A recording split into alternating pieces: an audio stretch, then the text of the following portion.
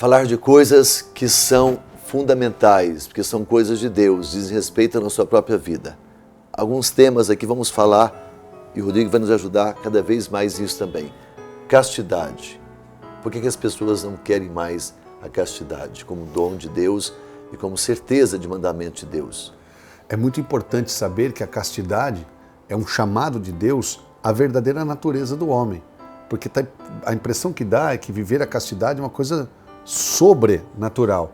E ela é natural. Claro que eu vou viver com a graça sobrenatural.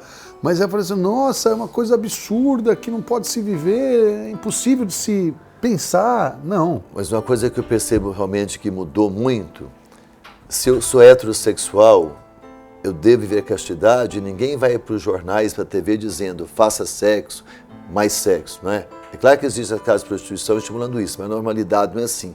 Mas quando a pessoa diz que é homossexual, ela é estimulada a viver isso, a mostrar isso, totalmente contrário àquilo que Deus diz para nós também, que é a castidade. Teve um programa de televisão, que eu não sei dizer o período, o tempo dele, mas ele passou há tempos atrás sobre discussão, sobre a castidade, sobre o uso da camisinha. E um médico, num determinado momento, falou que a igreja, quando diz para não usar camisinha, ela está cometendo um crime. Sabendo que isso é um crime, ele disse, não tem outra palavra a se dizer, esse médico dizia. Por que é um crime? Visto que quantas doenças existem hoje, transmissíveis, sexualmente, quantas angústias, os jovens fazendo sexo a rodo. Filhos que nascem. Então dizer não use camisinha é um crime. Quer dizer, você é um sano para começar. E depois, sem compromisso nenhum com a vida. Sendo médico, você deveria ter compromisso com a vida, porque esse é o seu juramento. Agora, castidade é vida, é preservação da vida. A vida se preserva. Eu tenho percebido nessas visitas ao HDT, alguns hospitais, cada vez mais cresce, onde pessoas contaminadas com vírus HIV. Ninguém se fala mais disso. E a AIDS aumenta cada vez mais. E quando a pessoa descobre, já vai para a UTI, porque não está tendo cuidado, não tendo zelo. E acha que cuidado, para eles, é usar camisinha, qualquer coisa semelhante. O cuidado não é isso. O cuidado é ver a sexualidade na normalidade, é ver a castidade. Se vivemos a castidade na condição que nós estamos vivendo, vai ter problema disso? Exato. E aí olha o homem fazendo o papel de Deus. Solução é camisinha. Aborto. Pelo dia seguinte. É o homem que diz qual é a solução. E soluções fracassadas, inúteis e infrutíferas. Porque nós estamos vendo que se aborto fosse a solução, teria diferença, ia mudar as coisas, mas as pessoas ficam cada vez mais doentes, vazias. Então a solução é camisinha? Não é. Então você percebe que o homem está tomando o lugar de Deus. Vamos fazer o seguinte, vamos nos colocar no nosso lugar e deixa Deus dizer o que a gente tem que fazer.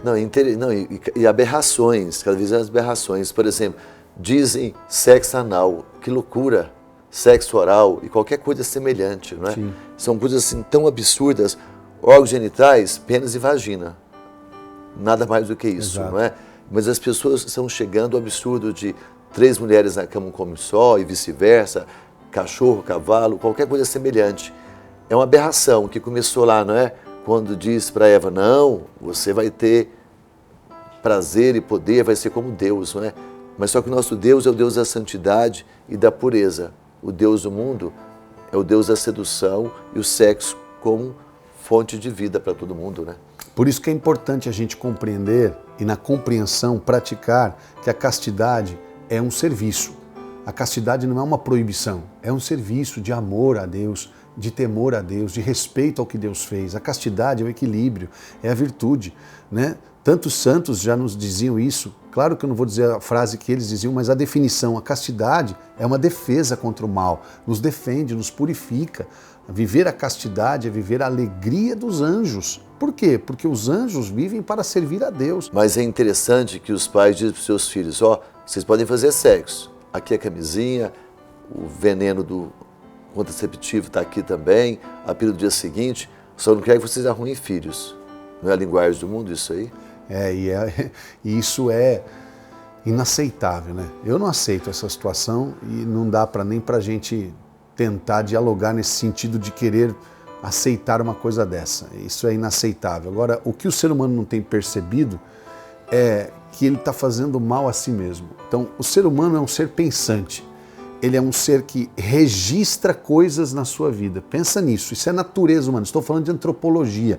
Antropologicamente, o homem pensa, aí ele sente, ele age, né? Ele deseja e age. Então, tudo que ele pensa fica registrado. Então, estrutura de pensamento ela é criada a partir do que eu penso, aí eu reflito, desejo, eu sinto, desejo e faço. Agora, o que você está fazendo vai voltar contra você mesmo. A vida é cíclica, pensa nisso. Então o cara fala assim, ó, eu não vou viver a castidade, eu vou fazer sexo porque eu amo minha namorada antes do casamento, né? Estamos falando, porque os jovens me perguntam, por que a igreja fala que não pode fazer sexo antes do casamento, fora do casamento, se eu amo a minha noiva? Então para pensar. Primeiro que você não pode fazer, porque quando você faz sexo, você tem que ser todo de uma pessoa, inteiro dela. Você tem que tomar parte de toda a vida dela, espírito, alma e o corpo. Você tem que ser todo dela. E como que você vai ser todo dela se você vai se levantar, vai para sua casa, para suas contas, para sua vida, para sua realidade, para os seus compromissos e deixar ela lá? Então você tomou parte dela, você fracionou essa pessoa. Tá errado. Segunda coisa, como é que você vai criar um conceito de honestidade, de fidelidade? Se você fez o sexo fora do casamento com a sua esposa, com a sua namorada, quando você estiver casado, dentro de você está registrado que você pode fazer sexo fora do casamento com outra pessoa que você possa gostar. Isso ficou registrado em você. Você foi infiel no namoro, aí isso vai levar para o casamento. É isso, as pessoas não estão entendendo. Quer dizer, quando eu sou infiel às minhas próprias contas financeiras, eu sou infiel às contas dos outros também, né? Ué, se eu não consigo dar valor ao que é meu, não vou dar o que é dos outros, não é o mandamento? O mandamento parte de qual princípio? Amar Deus sobre todas as coisas e o próximo como a si mesmo. Olha aí. Quer dizer, você vai registrar em você que o que você fizer de bom para o outro é a si mesmo. E a partir do amor próprio que você vai amar o outro. Então faça ao próximo aquilo que você gostaria que ele fizesse para você. Bom, basta ver os efeitos. Como tem sido, eu tenho conversado muito isso com os profissionais de saúde, como tem sido os filhos que nascem indesejados, como tem sido os filhos, até saúde mental deles, hein? Ó, desequilíbrio às vezes de temperamento, de ansiedade, de índice de transtorno, as coisas, os traumas. São filhos indesejáveis, que nasceu no momento em que a pessoa só queria o corpo dela e não queria a consequência dela. Não queria a consequência do amor. E o sexo é mercadoria. Pois é. É instrumento de prazer e de dinheiro. Hoje o sexo é dinheiro, poder e prazer. Sim. É o que o mundo prega. É o que o mundo está dizendo o tempo todo, não é? Que é isso que as pessoas têm de fazer. E aí não tem nenhum compromisso, nenhuma responsabilidade. E como eu quero ter prazer, como eu quero ficar à vontade, contraceptivos, camisinha, para o dia seguinte, não é? É como se não fizesse parte da minha vida enquanto ser completo. E você quer uma coisa própria, uma coisa prática para você viver a castidade? Viva o servir a Deus. Eu quando namorei, seja com a Érica ou com a Adriana depois, futuramente, eu sempre tenho que a castidade é fruto do serviço. Você não precisa ficar falando não posso, não.